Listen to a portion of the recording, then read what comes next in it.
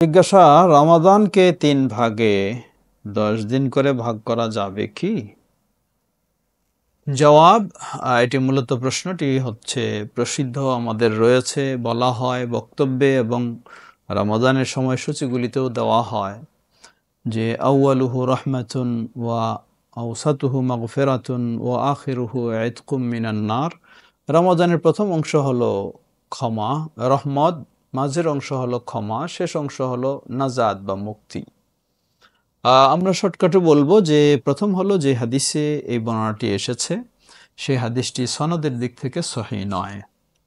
দ্বিতীয় আমরা বলবো বরং সহিহ হাদিস প্রমাণ করে রমাদানের শুধু প্রথম দশক রহমত নয়, গোটা রমাদানেই আল্লাহ রসুল সাল্লাল্লাহু আলাইহি সাল্লাম বলেন, রমাদান মাস যখন শুরু হয় ফুতিহাত আবওয়াবুর রাহমা, রহমতের দরজা খুলে দেওয়া হয়। এটি আর বন্ধ হয় না দ্বিতীয় দশকে বা তৃতীয় দশকে, চলতেই থাকে গোটা মাস। সুতরাং গোটা মাসই হলো বিশেষ রহমতের। মাগফিরাত, আল্লাহ রাসূল সাল্লাল্লাহু আলাইহি ওয়াসাল্লাম বলেন যে মান সামা রমাদানা ঈমানান ওয়া ইহতিসাবা গুফিরা লাহু মা তাকাদ্দামা মিন যামবি। যে ব্যক্তি ঈমানের সাথে সওয়াবের আশায় রমাদানের সিয়াম পালন করবে, অন্য অংশে রয়েছে রমাদানের রাতে কিয়াম পালন করবে, তার অতীতের গুনাহগুলিকে ক্ষমা করে দেওয়া হবে। এটি শুধু মাঝের দশকে নয়, এটি প্রথম দশকেও, মাঝের দশকেও, শেষ দশকেও। সুতরাং গোটা মাসটি হলো সহিহ হাদিসের আলোকে বিশেষ মাগফিরাত বা ক্ষমার। তৃতীয়, অন্য সহিহ হাদিসে এসেছে আল্লাহ রাসূল সাল্লাল্লাহু আলাইহি ওয়াসাল্লাম বলেন যে আল্লাহর পক্ষ থেকে বিশেষ ঘোষণাকারী ফেরেশতা বলে থাকেন, ওয়ালিল্লাহি উতাকাউ মিনান নার ওয়া যালিকা ফি কুল্লি লাইলাতিন।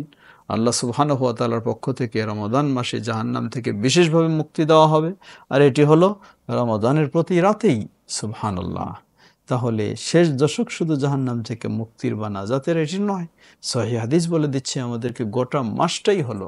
সুতরাং আমরা বলবো প্রথম হলো ওই হাদিসটি সহিহ সনদের দিক থেকে দুর্বল, সঠিক নয়, সহিহ বিশুদ্ধ নয়।